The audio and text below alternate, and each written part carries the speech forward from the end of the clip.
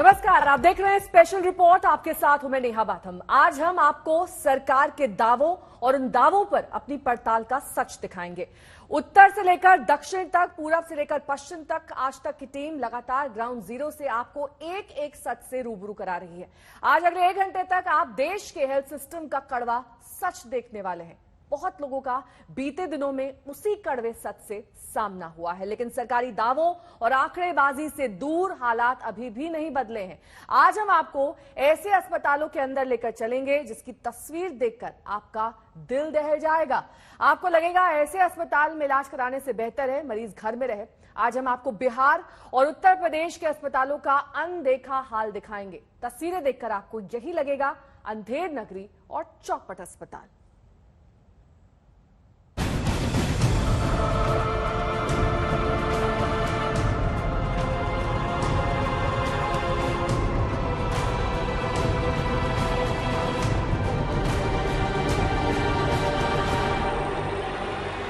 अस्पताल की ये जर्जर इमारत बिहार की स्वास्थ्य सुविधाओं की स्थिति का साक्षात प्रमाण है।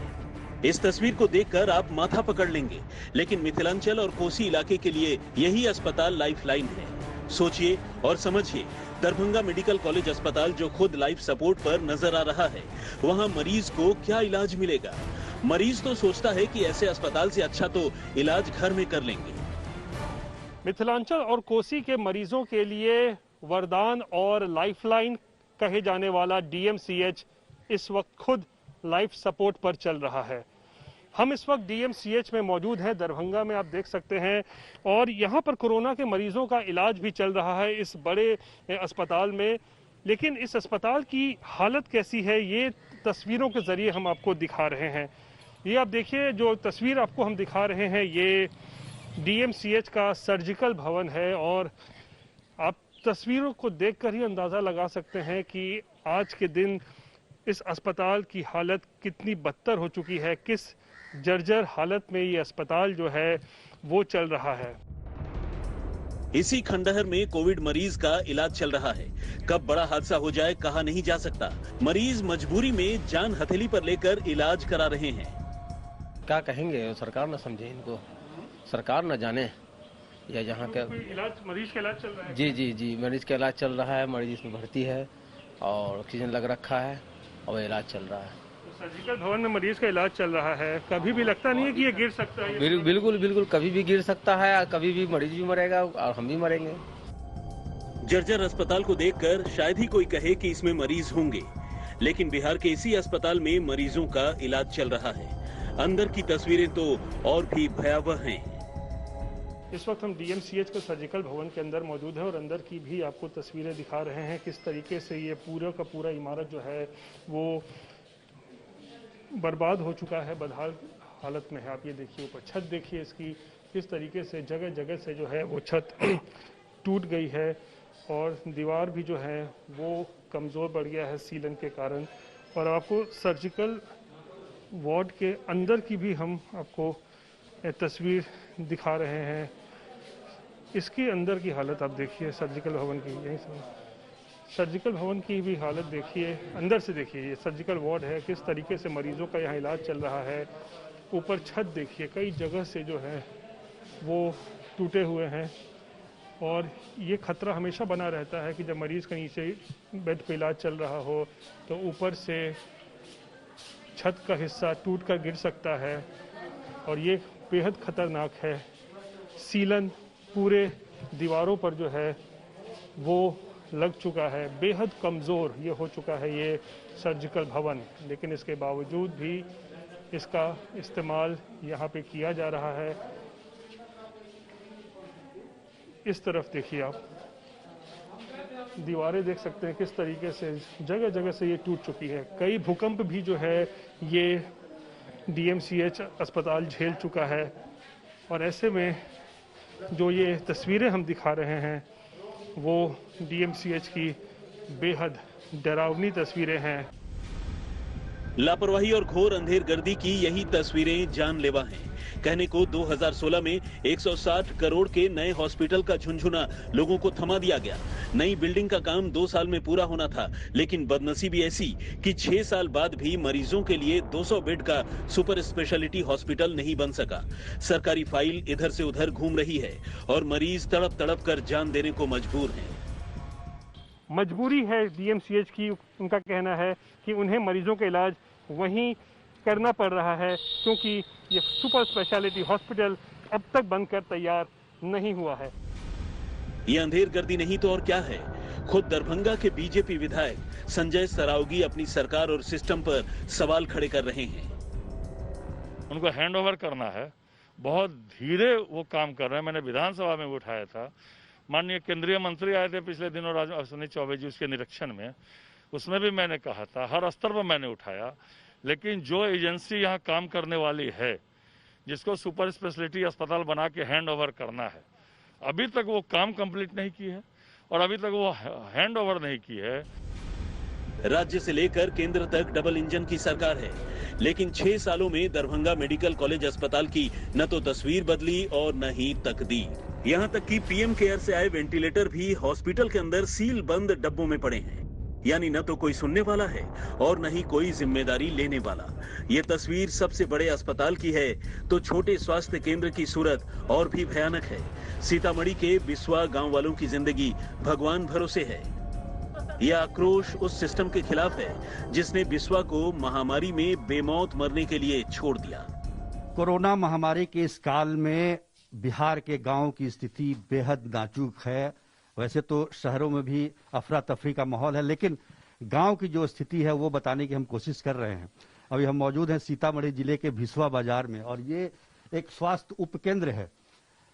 यहाँ की स्थिति आप देख लें तो ये पिछले कई वर्षों से ये स्वास्थ्य उपकेंद्र जो है वो फंक्शनल नहीं है। यहाँ पर कभी कभी एक कोई नर्स आती है, उसके अलावा डॉक्टर की नियुक्ति है यहाँ पर, लेकिन डॉक्टर कभी यहाँ पर आते नहीं है। ताला से आप अंदाजा लगा सकते हैं कि ये कितने दिनों से बंद रहा।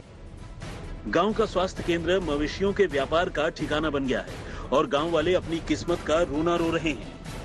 एक जमाने में परिसर में वार्ड से लेकर डॉक्टर के रहने तक का इंतजाम था, लेकिन अब ये वीरान है। न डॉक्टर है, न दवाई है और न ही अस्पताल की कोई निशानी। बीते 15 सालों से इस इलाके ने बीजेपी का विधायक चुना।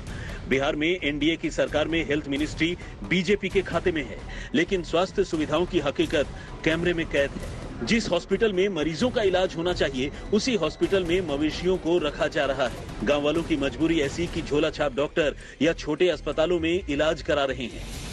इस स्वास्थ्य उपकेंद्र में डॉक्टर की नियुक्ति है, नर्सों की नियुक्ति है और सबके रहने की व्यवस्था भी यहाँ पर थी।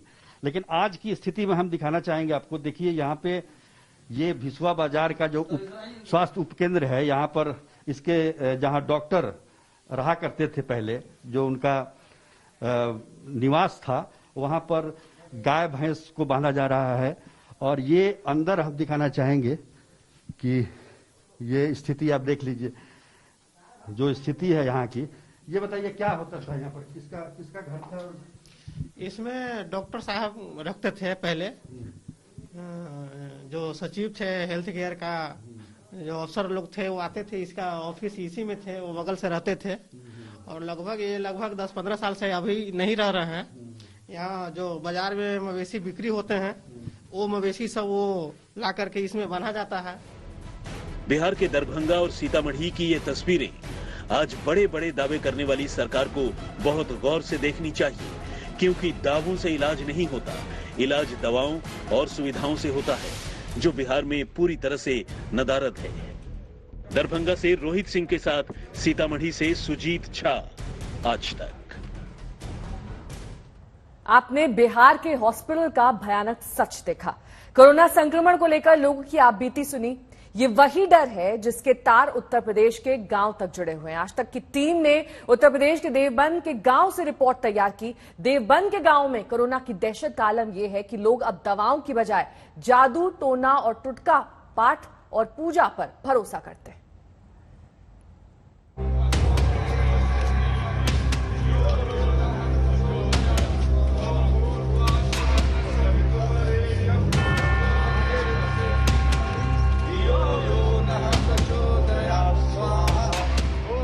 देवबंद का मोहद्दीपुर गांव, किसी के हाथ में बाल्टी है, किसी के हाथ में तसला, धुआं निकल रहा है, मंत्र पढ़े जा रहे हैं। काला भैरव कंदिकेश खन्नम कुंडल भगवा भेद खड़क कपट जटाधारी पहली हाक लंका कुमारी मार मार काली के पूत मन मसानी मारू मूठ भूत प्रेत दूर भगाए दुश्मन का दे चूरा बनाए। ये लोग कोरोना को दवाई से नहीं आस्था से हराने निकले, क्योंकि अव्यवस्था का आलम ऐसा है कि अब जिंदगी भगवान भरोसे है। जब तर्क और विज्ञान से लोगों का भरोसा कमजोर होने लगता है तो उनकी आस जादू टोने और पूजा पाठ की तरफ बढ़ जाती है। जी हाँ, स्थिति देवबंद के गांवों में कुछ इसी तरीके की दिखाई पड़ रही है। दरअसल यहाँ कई ऐसे गांव हैं जहां पर कोरोना संक्रमण के कई केसेस आए हैं। इस वजह से गांव वाले अब यहाँ पूजा पाठ और हवन के जरिए गांव से कोरोना भगाने की कोशिश कर रहे हैं, क्योंकि स्वास्थ्य व्यवस्था इतनी लचर है कि ये लोग गांव में यहाँ पर बेहतर सुविधा नहीं दे पा रहे हैं। इसे आप काला जादू कहें, आस्था कहें या अंधविश्वास, लेकिन गांव वालों की माने तो अब यही सुरक्षा कवच है, क्योंकि स्वास्थ्य विभाग इस महामारी में लापता है। बस यही है जी, क्या नाम, ये हवन सामग्री और धुएं से वायु प्रदूषण के लिए, जो प्रदूषण के लिए ठीक करने के लिए ये हवन और सामग्री की वो कर रहे हैं। क्या यहाँ स्वास्थ्य विभाग की टीमें नहीं पहुँच रही, इस वजह से आप लोग अभी कोई टीम नहीं पहुंची यहाँ पे। तो इसके लिए क्या कदम उठा रहे हैं आप लोग यहाँ?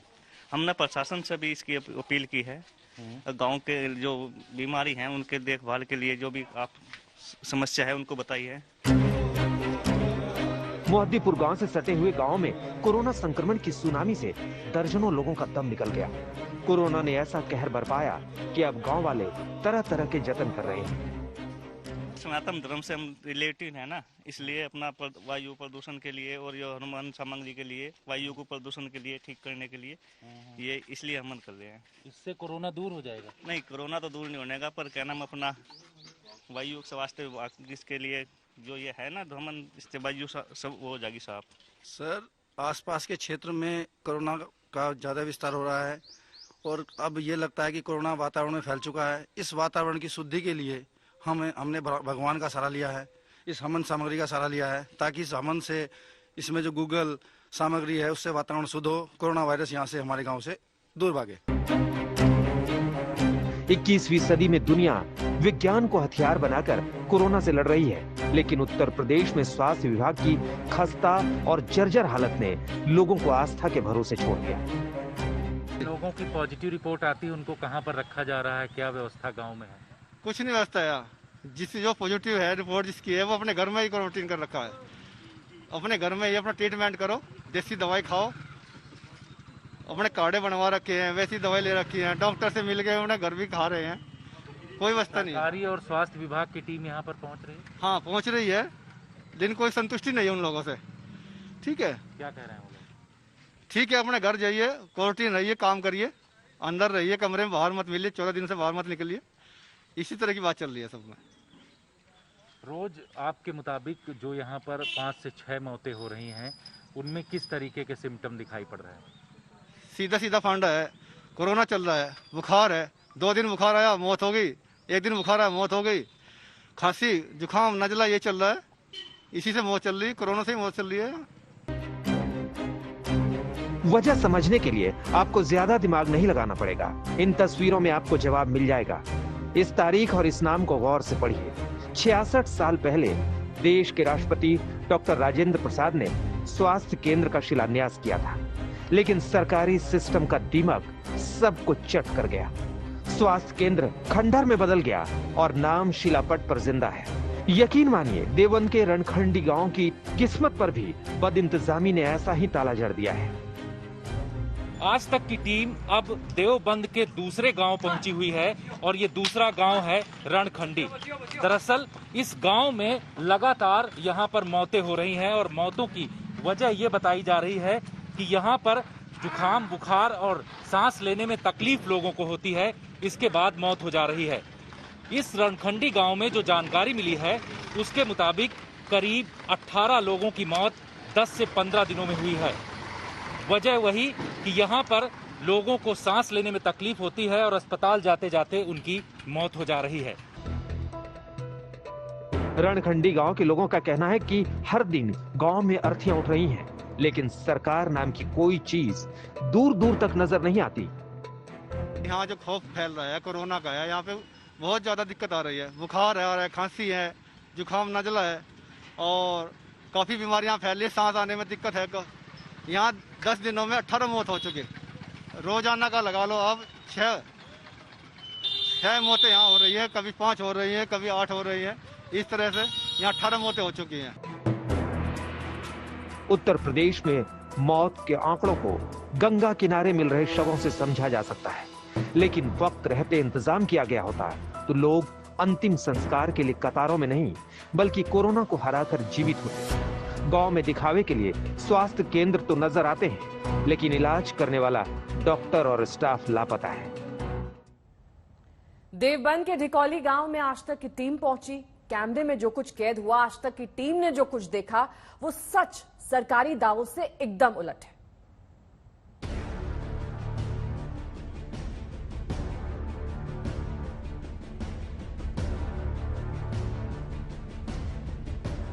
बागपत के ढिकौली गांव में मरीजों के इलाज के लिए यही स्वास्थ्य केंद्र मौजूद है।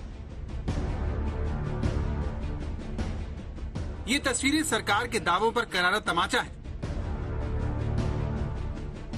कागजों और सरकारी सिस्टम में ढिकौली गांव में रहने वाले 28,000 बाशिंदों की सेहत का पूरा ख्याल रखा जा रहा है, लेकिन कैसे, ये आप आज तक संवाददाता अरविंद ओझा की रिपोर्ट से समझ सकते हैं। आप ये जो खंडहर नुमा बिल्डिंग देख रहे हैं, दरअसल सरकारी दस्तावेजों में ये एक अस्पताल है। इस वक्त मैं बागपत के ढिकौली गांव में मौजूद हूं और इस ढिकौली गांव की आबादी 28,000 के लगभग है। गांव में आए दिन कोरोना से लोगों की मौत हो रही है, लेकिन 20 सालों से आसपास के गांव में यही एकमात्र सरकारी अस्पताल था जो अब खंडहर में तब्दील हो चुका है। सोचिए, आंकड़ों में इसी हेल्थ सेंटर में इलाज चल रहा है, लेकिन यहाँ का नजारा और स्थानीय लोगों की आप बीती पूरी कहानी बयां कर रही है। इन गांव में कोई भी सरकारी अस्पताल का, किसी सरकारी डॉक्टर का कोई प्रावधान नहीं है। इन गांव में 16-17 अप्रैल से लगाकर आज तक जो है 20 आदमियों की डेथ हो चुकी है, जवान भी, बूढ़े भी, महिलाएं भी, कोरोना से। लेकिन कोई टेस्टिंग नहीं है, कोई ट्रीटिंग नहीं है। यहाँ से जो अस्पताल खंडर में बना हुआ है, पहले सरकारी अस्पताल था, सरकारी अस्पताल की जमीन है, ये कागजों में सरकारी अस्पताल दर्ज है। ये 25 साल पहले इस गांव में इस जगह पे, इस हॉस्पिटल में यहाँ डॉक्टर बैठता था। यदि गांव में किसी को बुखार हो जाता था, चोट लग जाती थी, तो वो यहाँ पर आता था।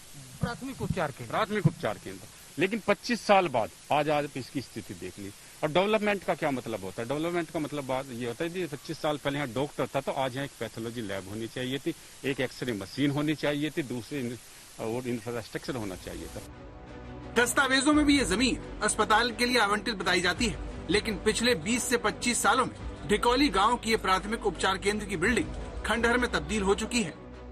बिल्डिंग के बाहर गोबर का ढेर है और अंदर गांव के लोग भैंसों को खिलाने वाला भूसा भरकर रखते हैं। स्थिति यहाँ पर गोबर का ढेर है और जो ये खंडहर है, इस खंडहर के अंदर भी पूरी तरीके से भूसा, जो खंडहर है, खंडहर का कमरा है, उसके अंदर भूसा रखा हुआ है।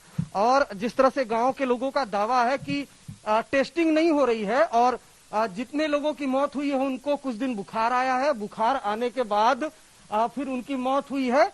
लेकिन जो शासन है, प्रशासन है, वो गांव में किसी तरीके की टेस्टिंग नहीं करा रहा है और जो प्रशासन है उसकी पूरी तरीके से गांव की बेरुखी है। इनका ये भी कहना है कि ऐसा लगता है कि जो शासन प्रशासन ये मान चुका है कि गांव में लोग रहते ही नहीं है, सिर्फ शहरों में रहते हैं। तो ये स्थिति है बागपत के ढिकौली गांव की। गांव के लोगों का दावा है कि अप्रैल महीने से लेकर अब तक गांव में बुखार से अब तक तकरीबन 20 से ज्यादा लोगों की मौत हो चुकी है। तो ये यहाँ से बुखार आया था, बुखार आने में वहाँ से हॉस्पिटल ले गए, वहाँ से वो उसकी वो सांस आने में वो परेशानी बनी हो, यही हुआ। कितने दिन में बुखार हुआ? कितने दिन में? बुखार तो एक दिन आया जी। ढिकौली गांव में रहने वाले रतन लाल की पत्नी की मौत कुछ दिन पहले हुई। रतन लाल के मुताबिक उनकी पत्नी पूनम को बुखार आया और हालत बिगड़ी, जिसके बाद दम निकल गया। ऐसी दर्दनाक दास्तां सिर्फ रतन लाल की नहीं है, बल्कि गांव के कई लोगों की है। गांव वालों का कहना है कि सब कुछ भगवान भरोसे है। हमारे यहाँ इतने आजादी के इतने साल बाद भी आज तक एक MBBS यहाँ पे प्रैक्टिशनर नहीं है। RMP यहाँ पे नहीं है। BAMS 2-3 डॉक्टर हैं, वो भी आयुर्वेद के हैं। इसके अलावा हमारे यहाँ का जो मेडिकल हॉस्पिटल है, जो बोर्ड द्वारा स्थापित हुआ था, उसकी जर्जर हालत है। उसमें ना कोई डॉक्टर आता है, न कोई बेड है, न कोई दवाई है। गाँव वालों का आरोप है कि कोई सुविधाएं नहीं है। जब हमने जिले के कलेक्टर राम कमल यादव से यही सवाल पूछा तो उनका जवाब सुनिए। नहीं, ऐसा बिल्कुल भी नहीं है, क्योंकि यहाँ पर समुचित उपचार की व्यवस्था है। जनपद में अभी वर्तमान में 6 L2 फैसिलिटीज चल रही हैं, जिसमें हमारी CSC सरूरपुर है, CSC खेकड़ा है, और हम लोग एक 250 बेड का hospital facility Aryavrat inter college में डोला में चल रही है हमारी। सरकार के अपने दावे हैं, लेकिन गांव की जमीनी हकीकत एकदम अलग है। बागपत से कैमरामैन सत्येंद्र भाटी के साथ अरविंद। राज्य बदल जाते हैं, शहर बदल जाते हैं, लेकिन नहीं बदलती है बदहाली की तस्वीर। गोवा में ऑक्सीजन की कमी की वजह से 4 दिन में 74 लोगों की जान चली गई। आज तक ने अस्पतालों की बदहाली की तस्वीर दिखाई तो सरकार एक्शन में आ गई, लेकिन सवाल यही कि आखिर 74 मौत का जिम्मेदार कौन है? आखिर कब तक मरीज यूं ही सिस्टम से लड़ते रहेंगे? कब तक इलाज की कमी के चलते लोगों की जिंदगी जाती रहेगी?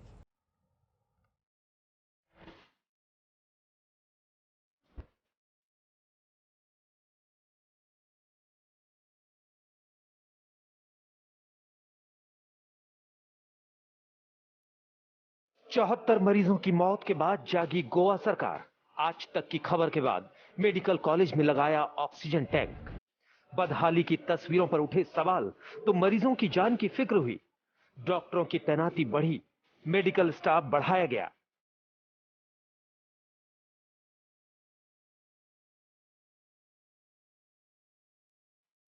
दरअसल कोरोना काल में गोवा मेडिकल कॉलेज से बदहाली की डराने वाली तस्वीरें सामने आई। जिस दौर में कोरोना के मरीज एक एक सांस के लिए संघर्ष कर रहे हैं, उस दौर में मरीजों की बढ़ती संख्या के चलते गोवा के मेडिकल कॉलेज का दम फूल गया है, जिसका खामियाजा मरीजों को अपनी जान देकर भुगतना पड़ रहा है। दावा है कि ऑक्सीजन की कमी के चलते बीते 4 दिनों में गोवा मेडिकल कॉलेज में 74 मरीजों की जान जा चुकी है। 11 मई को मेडिकल कॉलेज में 26 मरीजों की मौत हुई, 12 मई को 20, 13 मई को 15 और 14 मई को 13 मरीजों को ऑक्सीजन की कमी के चलते अपनी जान गंवानी पड़ी। 3-4 दिन पहले 26 लोग मरे थे, उसके बाद 20 लोग मरे, कल 15 पेशेंट्स ने अपनी जान गंवाई और आज मैं आपको बता दूं 13 पेशेंट्स ने अपनी जान गंवाई है। हाई कोर्ट से भी गोवा सरकार को, इस हॉस्पिटल के प्रशासन को फटकार लगाई गई है, लेकिन अभी तक भी कोई भी चीजें यहाँ पर सीखी नहीं जा रही है कि पेशेंट्स की जान किस तरीके से बचाई जाए। और जब हम कोशिश करते हैं यहाँ की सच्चाई दिखाने के लिए तो हम पर पुलिस आ जाती है। ऐसे में सबसे बड़ा सवाल ये है कि आखिर गोवा के अस्पताल में लगातार मरीजों की मौत क्यों हो रही है और आधी रात को ऑक्सीजन का संकट कैसे मरीजों की जान ले रहा है। गोवा मेडिकल कॉलेज के अंदर रोजाना कई पेशेंट्स की मौत हो रही है, 20 से 30 पेशेंट रोजाना मर रहे हैं और ऐसा कहा जा रहा है कि रात में 2 से 6 बजे के बीच में ये सारी मौतें होती है। हाई कोर्ट में भी इसका केस चल रहा है। आज तक आपको इस सीधे हॉस्पिटल के भीतर जहां पर ये ऑक्सीजन सप्लाई होता है वहां की सीधी तस्वीरें, एक्सक्लूसिव तस्वीरें आपको दिखाना चाहेगा। और यहाँ पर देखिए, इस तरफ से मैं आपको दिखाना चाहूँगा, यहाँ पर ये जो ट्रैक्टर के सहारे ये जो ऑक्सीजन सिलेंडर्स यहाँ पर आ रहे हैं तो इसका प्रेशर कहीं ना कहीं कम हो जाता है, ऐसा आरोप लगता है। और इस प्रेशर कम होने के वजह से जो है कई पेशेंट्स की मौत हो रही है और यही हाई कोर्ट में भी इसका केस चल रहा है। देखिए, ये जो ट्रैक्टर्स यानी कि ट्रैक्टर्स और ट्रॉली के सहारे यहाँ पर जो ऑक्सीजन सिलेंडर्स आते हैं और फिर ये जो ऑक्सीजन है वो हॉस्पिटल को सप्लाई होता है। और ये आरोप कहीं ना कहीं लगाया जा रहा है कि 2 से 6 बजे के बीच में ही ये ऑक्सीजन पूरी तरीके से ड्रॉप हो जाता है और गोवा मेडिकल कॉलेज के अंदर कई पेशेंट्स की जान भी चली जाती है। गोवा में मेडिकल कॉलेज में मरने वाले मरीजों की फहरिस्त लगातार लंबी होती जा रही है, लेकिन लगता है कि इस खौफनाक हालात के बावजूद गोवा सरकार और मेडिकल कॉलेज प्रशासन स्थिति को गंभीरता से नहीं ले रहा है। आपने ये वीडियो कब शूट किया था और ये कब का वीडियो है? आज तक संवाददाता सौरभ ने एक मरीज से फोन पर बात की, जिसका हाल सुनकर आप कांप जाएंगे। अच्छा, आज ही आपने ये वीडियो शूट किया है, क्या क्या हालात है, कैसी परिस्थिति है अंदर? सर बहुत वर्स्ट परिस्थिति है सर। इतना प्रॉब्लम है, उधर पैर रखने के लिए जो वार्ड में मैं गया था 147 वार्ड में गया था, वो उसमें मेरा जीजाजी था और उसमें पैर रखने के लिए जगह भी नहीं। इतने पेशेंट पड़े हुए हैं, उनको सोने के लिए बेड नहीं है। बेड तो ठीक है, मैं क्या बोल रहा हूँ, जब कोविड होता है तो निमोनिया का पहला प्रॉब्लम होता है, इसके लिए थोड़ा एक गद्दिया का भी अरेंजमेंट गवर्नमेंट नहीं कर रहा है। मरीजों की बदहाली का ये हाल सिर्फ गोवा मेडिकल कॉलेज तक नहीं है, दूसरे अस्पतालों में भी संकट कुछ ऐसा ही है, क्योंकि गोवा पूरी तरह कोरोना की गिरफ्त में आ चुका है। यानी गोवा की हालत लगातार खराब हो रही है। गोवा में कोरोना संक्रमण की पॉजिटिविटी रेट 51% है, यानी टेस्ट कराने वाला हर दूसरा आदमी पॉजिटिव हो रहा है। रिकवरी रेट भी सिर्फ 71% है, यानी गोवा की हालत लगातार खराब हो रही है और उस पर अस्पताल का ये हाल। दरअसल कोरोना की पहली वेव में प्रदेश सरकार ने पूरी तरह से लापरवाही बरती, जिससे गोवा कोरोना के जाल में फंस गया।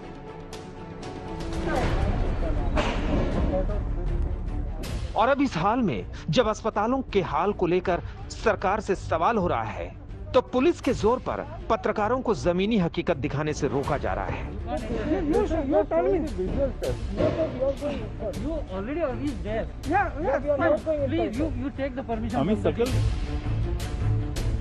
लगातार होती मौत ने अस्पताल प्रशासन को सांसत में डाल दिया है।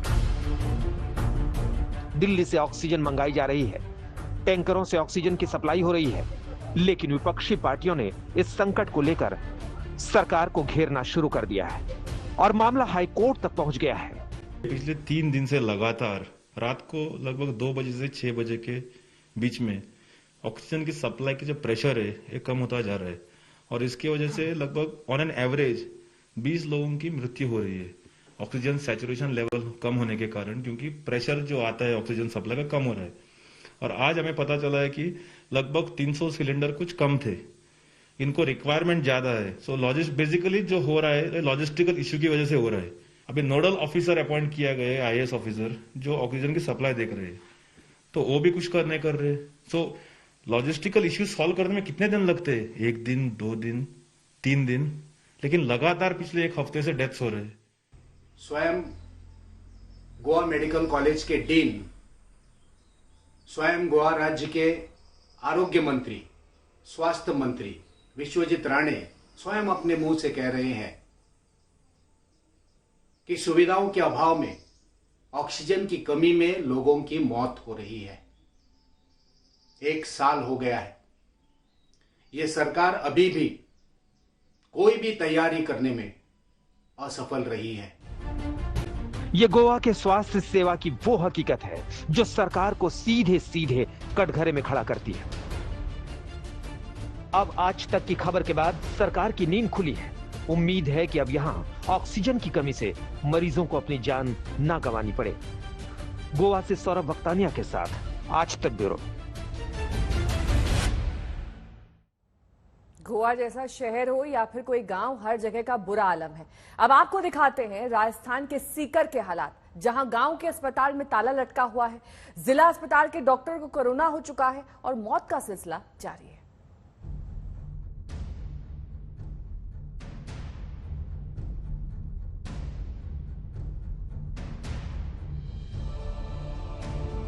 घरों के दरवाजे बंद हैं, सड़कों पर सन्नाटा पसरा है और लोगों के दिलों में दहशत है।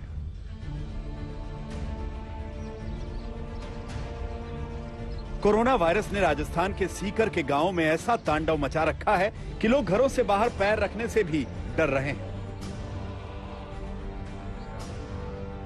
गांव वालों के दिल में इस बात का खौफ है कि कहीं वायरस उन्हें अपनी चपेट में ना ले ले और उनकी जान पर न बन जाए।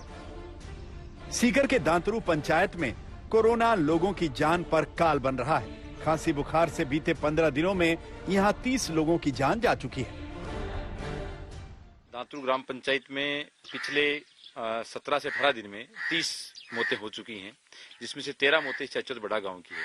अगर कैलकुलेटिव डेटा की मैं बात करूं तो 6500 की आबादी में 30 डेथ होना लगभग 0.50% की कुल आबादी की डेथ हुई है। लगातार हो रही मौतों से लोग इस कदर डरे सहमे हैं कि बाहर निकलने से भी घबरा रहे हैं। ऐसा हो रहा है गांव में, आपको देखने को मिलेगा कि इस तरह की किसी भी गेट पर देख लीजिए गेट बंद मिलेगा। गांव में अक्सर गेट बंद नहीं रहते हैं, लेकिन खौफ का ये आलम है कि जिस तरफ भी आप यहाँ देखेंगे हर किसी का गेट बंद है, हर कोई दहशत में है।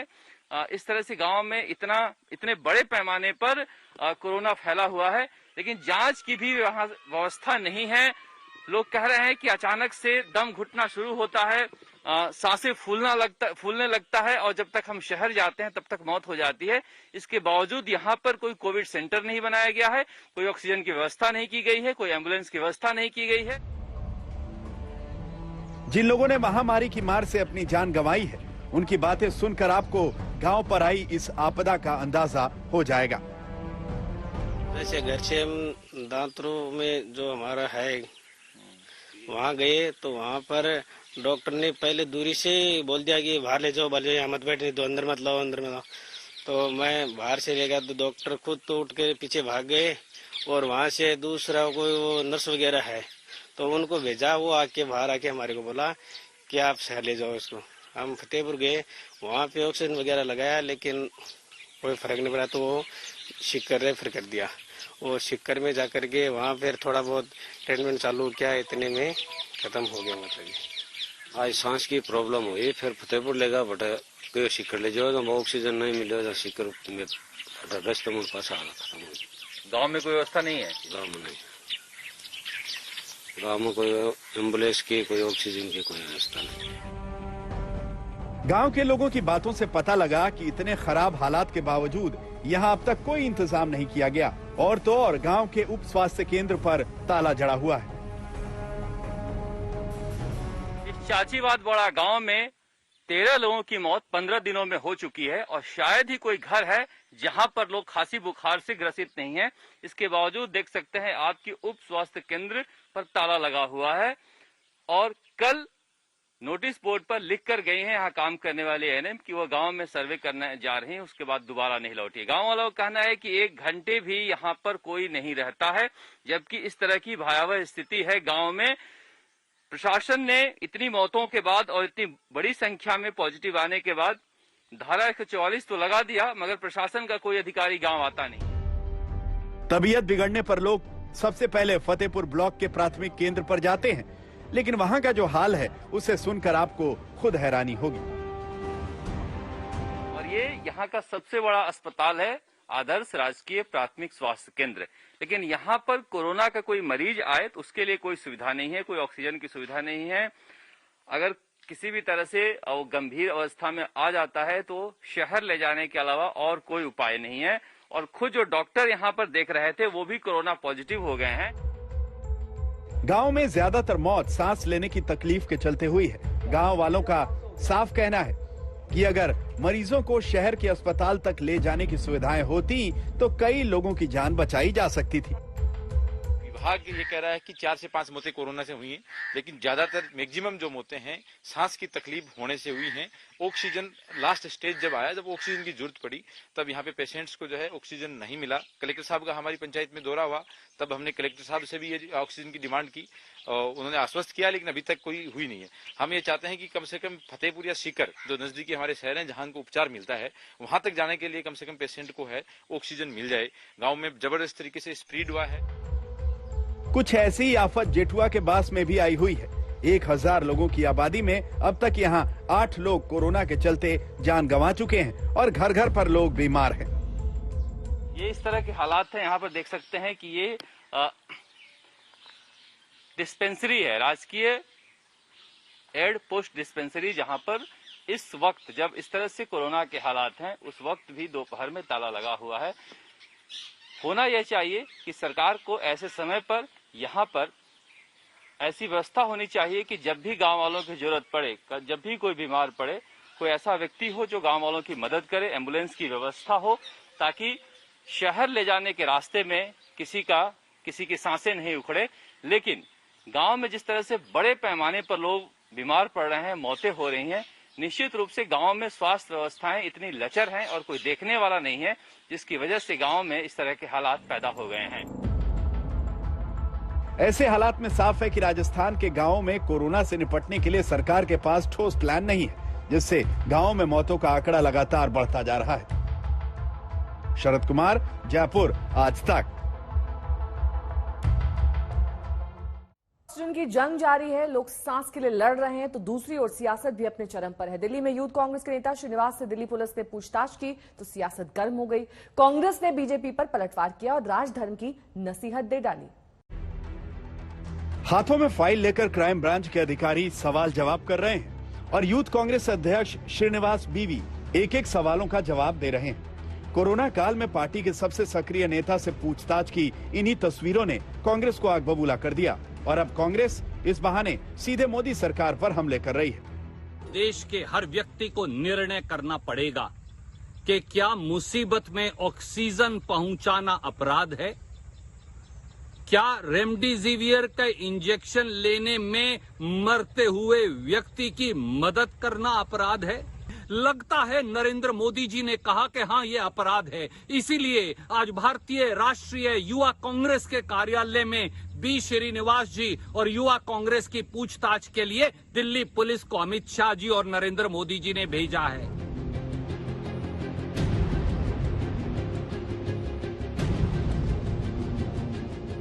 दरअसल कोरोना के दौर में जब मरीजों के इलाज के लिए मारामारी मची है, सोशल मीडिया पर तमाम लोग अपनों की मदद के लिए गुहार लगा रहे हैं। तो इस दौर में कुछ लोग मददगार बनकर आए, जिनमें सबसे ज्यादा चर्चा में युवा कांग्रेस के अध्यक्ष श्रीनिवास बीवी भी रहे।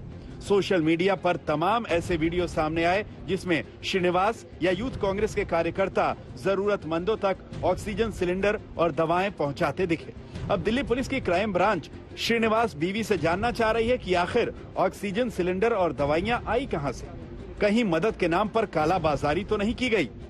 पुलिस ने दीपक सिंह के नाम कोई व्यक्ति ने पीएल डाला है दिल्ली हाई कोर्ट में। गवर्नमेंट ने नहीं कर पा रहा है काम, ये लोग कैसे कर रहा है, ये लोग कैसे मैनेज कर रहे हैं मदद करने में करके। तो पुलिस का उनका फोन आए, लोग आए, मैंने उनको बता दिया हमने किस तरीके से माध्यम से कर रहा है, तो कैसे उनको सारे चीज समझा दिया। बाद में वो लेटरहेड में भी वो लोग मांगा है तो हमने दिया, रिटर्न रिप्लाई मांगा है हमने, उसमें भी हमने उनको रिटर्न पे देंगे। देखिए कौन क्या कह रहा है, कौन क्या बोल रहा है, इसमें ध्यान नहीं देंगे। श्रीनिवास बीवी ने क्राइम ब्रांच के सवालों का जवाब तो दे दिया, लेकिन इस कार्रवाई ने कोरोना काल में नए सियासी टकराव का आगाज कर दिया है। कांग्रेस नेता राहुल गांधी ने ट्वीट किया, बचाने वाला हमेशा मारने वाले से बड़ा होता है। राहुल के इस ट्वीट के बाद पार्टी के तमाम नेता श्रीनिवास बीवी के पक्ष में उतर आए और कांग्रेस सरकार पर रेड राज का आरोप लगाया। जब सत्ताधीश अपनी सत्ता की भूख मिटा रहे हैं और अपने अहंकार भरे बयानों से बाज नहीं आ रहे हैं, ऐसे में कांग्रेस पार्टी, भारतीय युवा कांग्रेस और हमारे अध्यक्ष युवा कांग्रेस श्री बी श्रीनिवास पर रेड धर्म की अनुपालना कर आदरणीय मोदी जी और अमित शाह जी ने एक शर्मनाक उदाहरण पेश किया है। उधर कांग्रेस के इन हमलों के बीच दिल्ली पुलिस की दलील है कि ये कार्रवाई हाई कोर्ट के निर्देश पर की जा रही है। हाई कोर्ट ने दीपक सिंह नाम के शख्स की याचिका पर पुलिस को दवाओं के अवैध वितरण को लेकर नेताओं की जांच करने को कहा है। बीजेपी नेता भी महामारी के दौर में कालाबाजारी को रोकने के लिए ऐसी कार्रवाई को जायज ठहरा रहे हैं। क्राइम ब्रांच की टीम अकेले आम आदमी पार्टी या कांग्रेस के पास अकेले नहीं जा रही है, जैसा कि मुझे आज मालूम चला कि श्रीनिवास जी के पास भी आज गई थी। वैसे ही परसों एक क्राइम ब्रांच की टीम मेरे पास भी आई थी, तो उन्होंने इंक्वायरी करी और स्टेटमेंट लेके चली गई। तो इस प्रकार से जिस प्रकार से आज रणजीत सिंह सुरजेवाला जी ने बयान देकर जिस प्रकार की भाषा का इस्तेमाल किया कि नरेंद्र मोदी जी इसको करवा रहे हैं, ये इसकी मैं तीव्र शब्दों में निंदा करता हूं। सिर्फ कांग्रेस ही नहीं, इससे पहले दिल्ली पुलिस आप विधायक दिलीप पांडे से भी पूछताछ कर चुकी है। दिलीप पांडे भी सोशल मीडिया के जरिए लगातार लोगों की मदद करने में सक्रिय थे। अब कांग्रेस नेता श्रीनिवास भी क्राइम ब्रांच की जांच के दायरे में आए हैं, जिसे लेकर केंद्र पर कांग्रेस ने हमले तेज कर दिए। दिल्ली से आनंद पटेल के साथ आज तक ब्यूरो। इस बुलेटिन में मेरे साथ अभी के लिए बस इतना ही। देश दुनिया की तमाम खबरों के लिए आप देखते रहिए आज तक।